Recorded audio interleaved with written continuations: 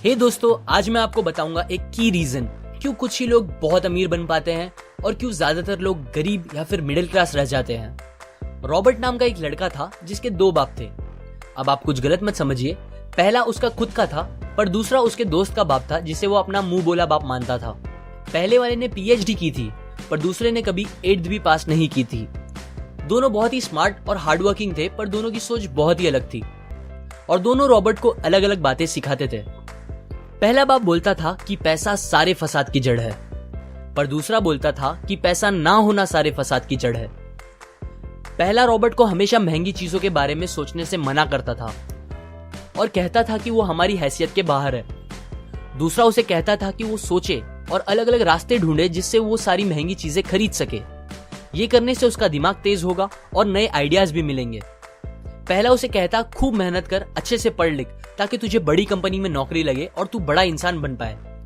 दूसरा कहता था तू खूब पढ़ मेहनत कर पर खुद की कंपनी खोल ताकि तू खूब सारी नौकरियां लोगों को दे पाए। रॉबर्ट के पास एक एडवांटेज था, उसने अपने दोनों बापों को अपनी अलग अलग सोच के साथ बढ़ते और उनकी तरक्की देखी।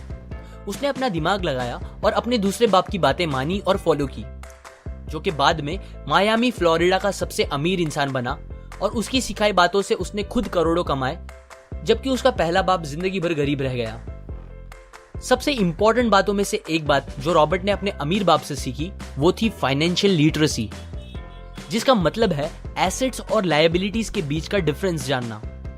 अब आप गौर से सुनिए, ये नॉर्मल कॉमर्स में सिखाए गए मीनिंग से थोड़ा अलग है। रॉबर्ट ने काफी इजी शब्दों में उसका मीनिंग बताया है, जो कि कुछ ऐसा है। एसेट्स कोई भी वो चीज होती है जो आपको पैसे बना के दे या फिर आपके जेब में पैसे डाले, और लायबिलिटीज वो चीजें होती है जो आपके जेब से पैसे ले ले या आपके पैसे खत्म करे। अमीर लोग इसीलिए अमीर होते हैं बिकॉज वो अपने एसेट्स बनाते हैं, जबकि मिडिल क्लास लोग बस लायबिलिटीज पे खर्च करते हैं। मिसाल के तौर पर रमेश और सुरेश नाम के दो दोस्त थे। दोनों सेम पोजीशन और सेम सैलरी पे काम करते थे। जब भी उन्हें सैलरी मिलती, रमेश अपनी सैलरी से नए कपड़े, नए गैजेट्स, नया फोन, बाइक या कार ऐसी चीजें खरीदता था जो उसे अमीर जैसा फील कराती थी। पर वो ये नहीं समझता था कि ये सारी चीजें लायबिलिटीज है जो उसके पैसे उससे ले रही है, ना कि बस जब वो उन्हें खरीदता है तब, बल्कि आगे भी मेंटेनेंस वगैरह के लिए, जिसकी वैल्यू वक्त के साथ कम हो जाएगी और ना ही वो उससे आगे कुछ पैसों का प्रॉफिट देगी। बट सुरेश ऐसा नहीं था। वो ये सारी चीजें नहीं खरीदता था जब तक कि उसके लिए बहुत जरूरी ना हो वो चीज खरीदना।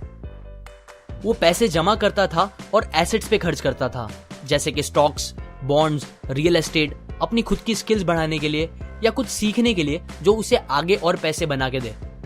2 साल बाद सुरेश करोड़पति बन गया, जबकि रमेश वैसे का वैसा अपनी कम सैलरी को कोसता रह गया और कहता था कम सैलरी उसके मिडिल क्लास होने का रीजन है। एक गरीब इंसान का कैश फ्लो कुछ इस तरह होता है, उसे पैसे मिलते हैं और फिर वो पैसे उसकी जरूरी खर्चों में खत्म हो जाते हैं। एक मिडिल क्लास का कैश फ्लो थोड़ा सा अलग होता है, उसे पैसे मिलते हैं, वो पैसे जरूरी खर्चों और लायबिलिटीज में खत्म कर देता है। इसीलिए मिडिल क्लास और गरीब में ज्यादा फर्क नहीं है। मोस्टली मिडिल क्लास लोगों को लगता है उनका घर उनका एसेट है, पर ऐसा नहीं है। आपका घर आपको पैसे बना के नहीं देता अनलेस आप उसको भाड़े पे दो, जबकि अमीर लोगों का कैश फ्लो ऐसा होता है।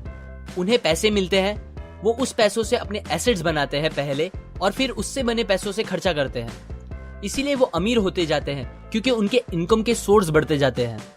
अगर आपको अमीर बनना है तो ये बात याद रखिए अच्छे से।